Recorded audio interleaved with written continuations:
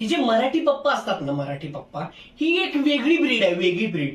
ते ना नेहमी आपल्या पोरांना ना बाजूवाल्याच्या पोराशी कम्पेअर करतात. भले ते पोरग काही पण करत असो, पण त्याच्याशीच कम्पेअर करणार.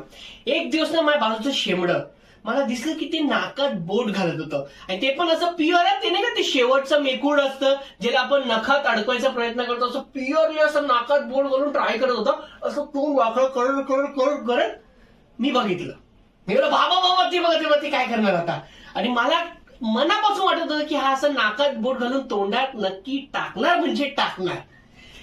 आणि त्या दलिंदरने तेच केलं, असं केलं आणि असं प्युअरली टाकलं. तेवढ्यात मी विचारलं, पप्पा बघा बघा काय करते ते पोरगा. तुम्ही काय बोलताय, त्याच्याकडे बघ, त्याचा आदर्श घे.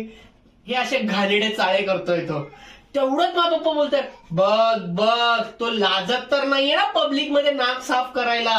नाहीतर तुझ्यासारखे पोरं जी शेमूट गळे